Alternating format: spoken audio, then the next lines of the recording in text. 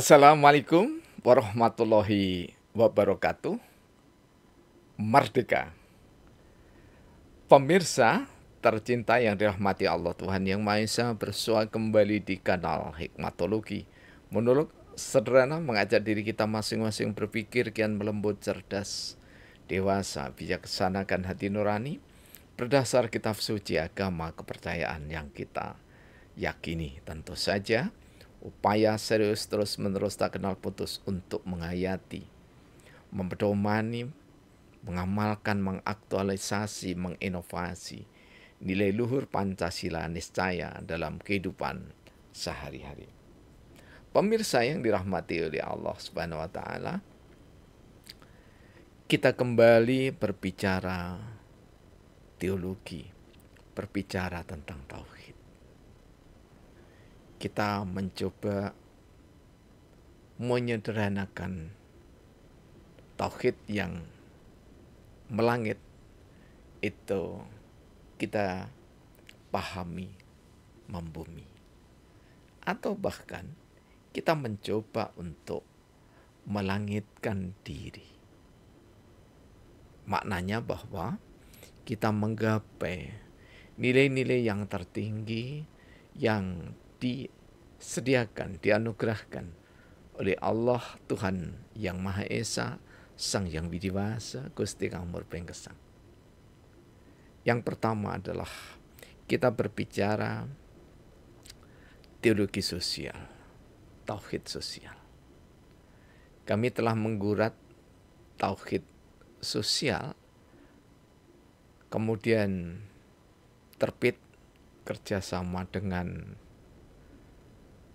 percetakan yang sederhana, seperti sesederhana buku kami, yakni adalah bersama Mas Husnan, sarjana sosial. Kami terbitkan pada tahun 2011. Di antara isi yang kami sampaikan untuk mempedomani mahasiswa dan juga masyarakat umum, karena juga kami sampaikan di tengah-tengah jamaah yang ada di masjid, yang ada di sejumlah atau berbagai instansi pemerintah dan yang lainnya, termasuk kuliah-kuliah kebangsaan yang biasanya diadakan oleh generasi muda, himpunan mahasiswa Islam, kemudian ada juga GMNI, Gerakan Mahasiswa Nasional Indonesia atau Marhenis, ya, dan sejumlah dialog yang sederhana. Pernah juga kami sampaikan di forum yang cukup bergengsi di program Pasca Sarjana Universitas Brawijaya Malang. Tentu saja setiap arena yang kami temui sajiannya berbeda, walaupun bukunya sama. Karena ketika kita berbicara tauhid dalam perspektif kesehatan sosial, maka kebutuhan dari masing-masing strata sosial menjadi niscaya kita perhatikan. Kali ini kita berbicara di dunia maya, karena itu sentuhan-sentuhan yang terkadang akademis, terkadang sangat umum, insya Allah akan kita senantiasa jumpai di kanal Hikmatologi. Yang pertama adalah tauhid atau teologi sosial. Mengapa harus ada teologi sosial? Makna sederhana dan sekaligus praktek yang sederhana yang niscaya kita tumbuh kembangkan di tengah-tengah masyarakat adalah Ketika kita meyakini Allah Tuhan yang Maha Esa, maka kita menghormati saudara-saudara kita yang memiliki perspektif berbeda. Sehingga suasana pergaulan sosial itu di tengah perbedaan tetap ada ruang untuk berdialog.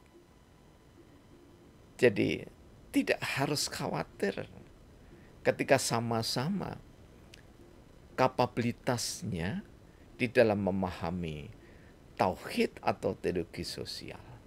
Karena dengan pemahaman yang sepadan, maka tidak akan ada tabrakan, tidak akan ada permusuhan, tidak akan ada saling menista, tidak akan ada saling menyindir yang menyakitkan.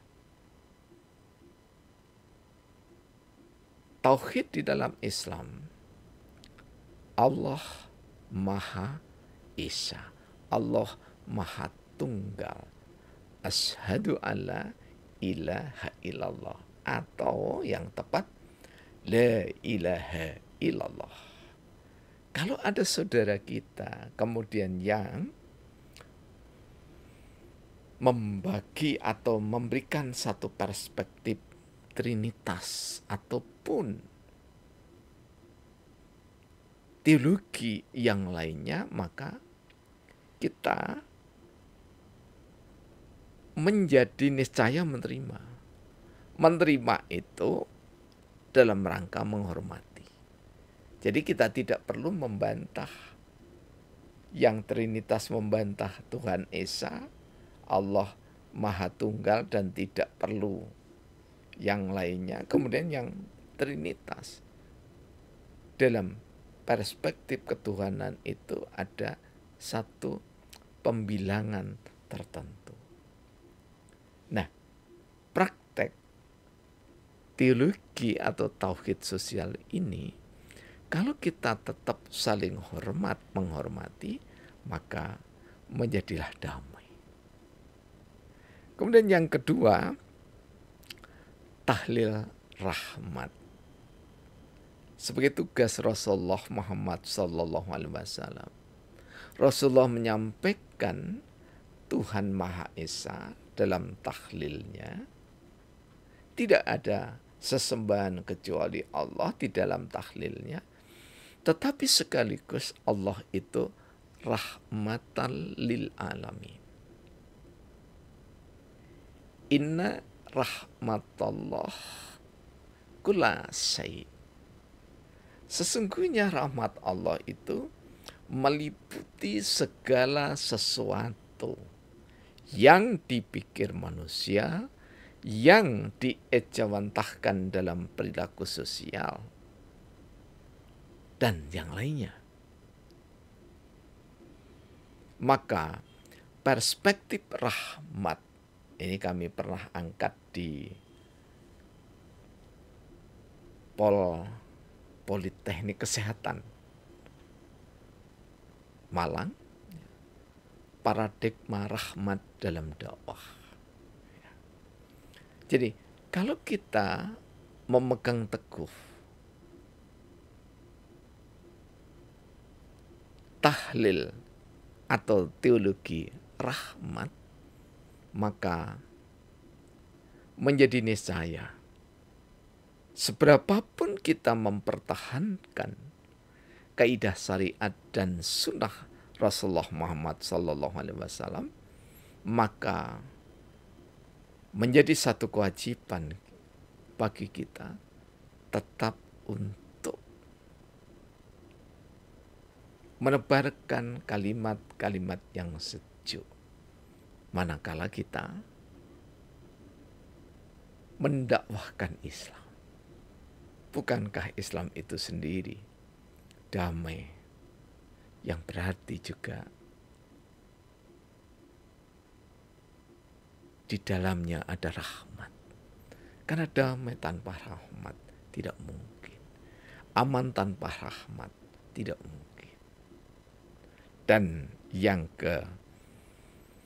Tiga, yakni adalah tauhid politik. Dalam perbincangan sederhana, kami bersama seorang ilmuwan, seorang doktor di perguruan tinggi, kemudian juga kami silaturahim lagi, seorang doktor juga, sama juga di perguruan tinggi. Ketika berbicara politik, maka konotasi atau alamat yang diberikan pada politik pasti buruk. Ketika kami mencoba menyanggah, maka beliau mempertahankannya, bahwa buktinya perilaku politik di era kini buruk. Kami mengatakan bahwa itu bukan praktek politik, karena politik itu kearifan. Sembari kami bertanya, apakah benar politik itu kearifan, politik itu kebijakan, politik itu wisdom, politik itu cinta damai, politik itu dialog, politik itu musyawarah, politik itu mencari jalan untuk mufakat dalam ragam ketidaksamaan. Beliau setuju, termasuk seorang magister ekonomi yang kami sempat wawancarai juga mengatakan, memang yang kami tahu dunia politik itu buruk, tetapi kami mencoba untuk mempertahankan sekaligus melakukan pembelaan bahwa yang buruk itu bukan bernama politik, yang bohong itu bukan bernama politik, yang memalsukan ragam dokumen bukan politik, yang memalsukan uang bukan politik, yang merampas kedaulatan rakyat bukan politik, yang janji-janji manis tetapi bohong bukan politik, bukan, sekali lagi bukan politik, tetapi itu adalah politik, perilaku berbangsa bernegara secara licik, munafik. Kemudian yang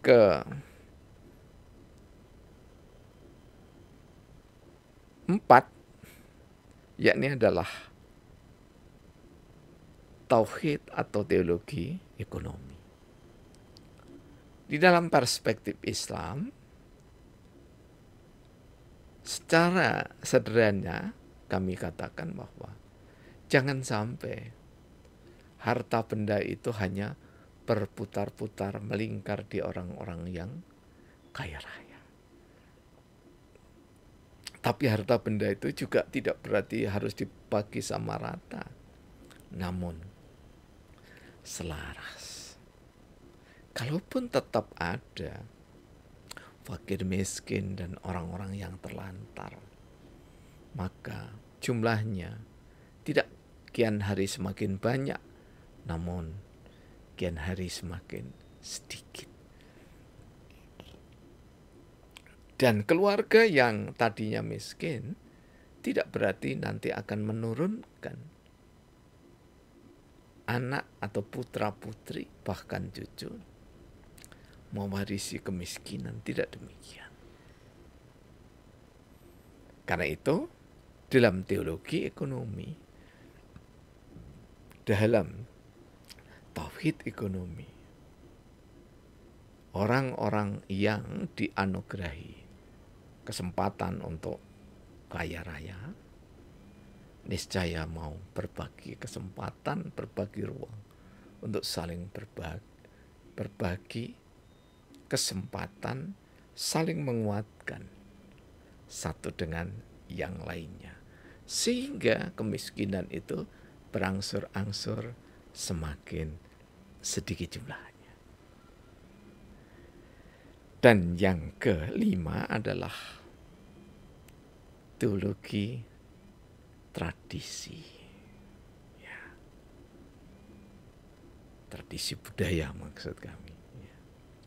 Teologi budaya itu adalah kearifan lokal. Tidak sekedar seni, tetapi etika atau sopan santun antara suku bangsa dengan suku bangsa yang lain berbeda. Itu adalah keniscayaan. Seperti yang sering dikutip dalam surah Al-Hujurat ayat 13. Tradisi budaya yang berbeda. Ada yang syarat dengan teknologi canggih, ada yang agraris memanfaatkan sejumlah teknologi. Saling bekerja sama itu adalah keniscayaan. Sehingga tradisi budaya yang kita tidak sukai, maka tidak perlu untuk mencela. Mengajak itu bukan menista. Berdakwah itu bukan memusuhi, tetapi lemah lembut bijak. Kecuali memang diserang, maka membalas yang lebih baik atau yang sepadan adalah keindahan. Dan yang keenam adalah tahlil atau teologi etis, di mana kita meyakini Allah Tuhan yang Maha Esa, konteks Pancasila, maka satu keharusan manakala kita menghargai etika atau sopan santun yang diterapkan di suatu suku bangsa tertentu. Bahkan kalau di Indonesia paling tidak mungkin ada sekitar 300 ya, atau 700. Kami tidak hafal itu ya. Tapi yang jelas ratusan. Dan etika masing-masing daerah berbeda. Yang meyakini Tuhan itu adalah Maha Esa, menciptakan sesuai dengan kehendaknya, maka menghormati perbedaan adalah niscaya. Dan yang ketujuh adalah tahlil atau teologi pertahanan keamanan. Mengapa niscaya ada? Karena pertahanan keamanan satu daerah, bahkan kampung, ya, pertahanan keamanan kampung, dusun atau desa, kecamatan, kabupaten, provinsi hingga nasional tidak akan bisa terbentuk pertahanan keamanan, baik berkaitan dengan sandang, pangan, papan, transportasi, darat, laut, udara, ketahanan militer dan seterusnya, mustahil bisa dicapai jika tidak ada kesadaran untuk membangun, ikut memiliki. Jadi rasa ikut memiliki itu adalah modal awal untuk mewujudkan tauhid atau teologi sosial, teologi pertahanan keamanan. Termasuk di dalamnya adalah IT, teknologi informasi, dan AI, artificial intelligence. Karena keduanya itu masuk juga bisa dipakai sebagai piranti untuk pertahanan keamanan kampung, dusun, desa, kecamatan, kota, provinsi, termasuk kabupaten ya, hingga nasional. Semoga kita mampu mewujudkan nilai ketuhanan yang Maha Esa dalam sikap perilaku bertuhan itu sendiri, dalam sikap perilaku, meraih rahmatnya dalam sikap perilaku sosial, politik, ekonomi, tradisi budaya, etis, dan pertahanan keamanan. Terima kasih. Assalamualaikum warahmatullahi wabarakatuh. Merdeka. Rahayu.